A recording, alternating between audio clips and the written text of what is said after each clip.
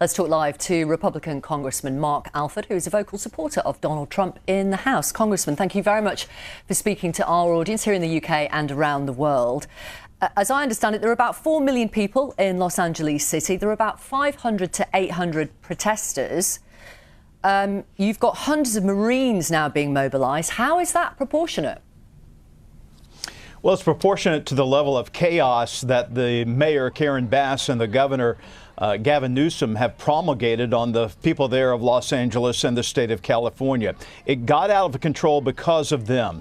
We are perfectly fine with peaceful protests, but this devolved rather rapidly.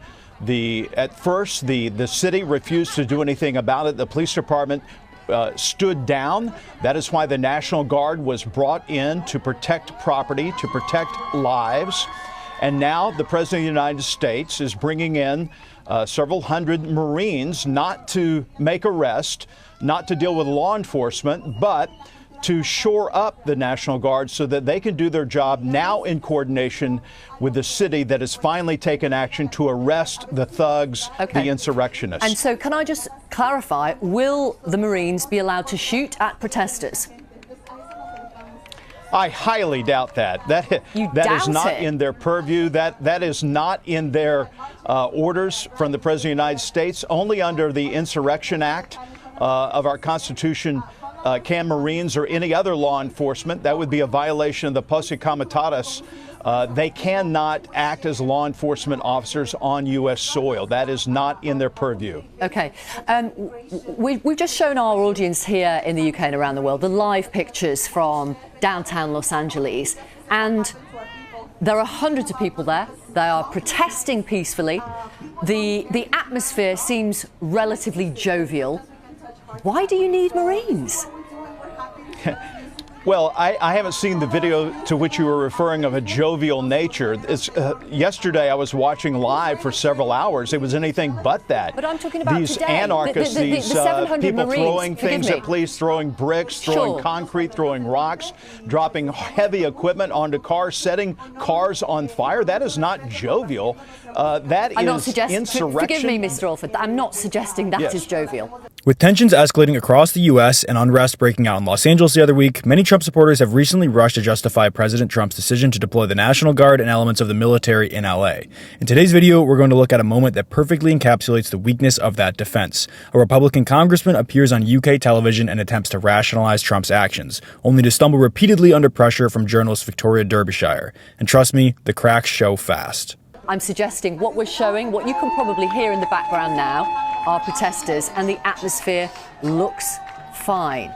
Now, the mayor and the governor of California made it clear that the LAPD could cope. The LAPD, who aren't known to be shrinking violets, let's face it, said the protests were largely peaceful. It doesn't sound like they need the National Guard or the Marines. Well, you can't wait around, Victoria. It could quickly turn on a dime, or a pound, I should say, that this protest would change in a heartbeat. We saw that happen in the past 2 days. These forces that are being mobilized now, National Guard, local police, in coordination with the U.S. Marine Corps, that is coming in to shore up, not take any other action other than to help shore up these forces and provide support. It is there to try to quell this. Okay. You know, well, let me put the this to you, if I Democrats may. would try to say that President Trump has inflamed the situation by federalizing the National Guard. The people who fanned the flames on this was the governor, Gavin Newsom, and the mayor, Bass, for not doing anything to stop the violence. We are all about peaceful protests in the United States of America, but they crossed the Rubicon. The widespread protests following the death of George Floyd back in 2020, when President Trump was in power the first time around, were far, far worse. And Donald Trump did not send the National Guard in then. That is why people are asking now, does he want this battle? Is this just an excuse? This is not about a battle. This is about the 77 million Americans who voted a mandate to restore law and order in the United States of America, to restore our economic system, to restore security to our border. These all come together now in the orders of the President of the United States, the Homeland Security Secretary, ICE, enforcement of our immigration system. Hey, you there. If you guys like this video, please consider subscribing, dropping a like, and maybe commenting. This really boosts the video in the YouTube algorithm, and we would like to spread this message to as many people as possible. Let's get back to the video. We have got to make sure that we have a future in this country, and that is going to require securing our border, securing our economy, securing our streets, and returning law and order. It's very simple. Sure, and I'm not asking. President Trump does not want a civil war. He wants justice and he wants peace in America. I'm actually not asking about the ICE raids. I'm asking you really about the First Amendment of the US Constitution, which guarantees, as you know, the right to assembly, freedom of speech, and the press. Right. But is it just when President Trump agrees with it then? Not at all. We all believe in the First Amendment. I am a former journalist here in the United States of America. I made my career off the First Amendment. President Trump believes in the First Amendment. His administration believes in the First Amendment. But these scallywags have crossed the line. They are insurrectionists.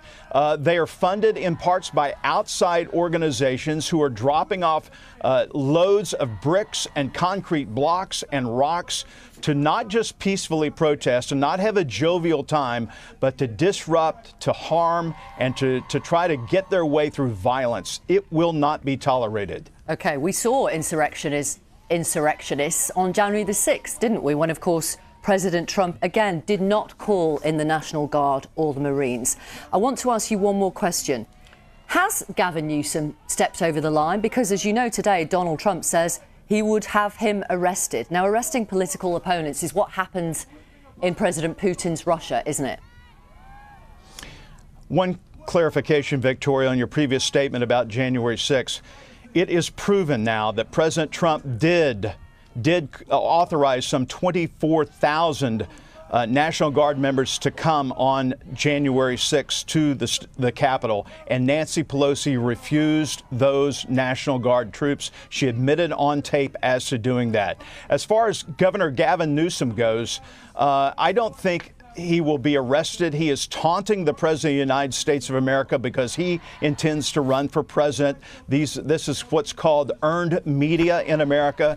You get free airtime, you get to spout off, you get to create an adversary and hopefully win the Democrat nomination. That is all that is about, because he has lost face, because how poorly he has run the state of California low these many years. What stands out, predictably, is how hollow and recycled the talking points are. It's the same tired narrative. The American people elected Trump to restore order. This is leadership, and so on. But when Derbyshire asks pointed, fact-based questions that demand consistency, the congressman has no real answers. Why didn't Trump send in the National Guard during the Capitol riots on January 6th? Why not during the George Floyd protests, where violence and property damage occurred nationwide? If these moments didn't justify a military presence, then why now? The congressman has no compelling answer because the logic collapses under scrutiny. And that brings us to the real issue. This doesn't look like leadership, it looks like a political stunt. Trump, increasingly entangled in personal and legal battles, seems to be grasping at the moments of chaos to reassert control and shift focus. He's even begun publicly targeting Gavin Newsom, demanding his arrest. The irony is rich here. This is the same Donald Trump who decreed Joe Biden as authoritarian for pursuing political accountability. The hypocrisy is stunning, but at this point, it's also entirely predictable. And we see that very evidently when people from the MAGA party, such as this Republican congressman, come out and try to defend it publicly, and their entire argument just falls apart. So let's talk about it. Drop your thoughts in the comments. Does this feel like crisis management or more MAGA mischief? And while you're down there, don't forget to hit subscribe and turn on the bell so you never miss a breakdown like this. If you found this analysis useful, give the video a like. It really helps the algorithm push it to more people. And I appreciate your time as always. I'll see you in the next one.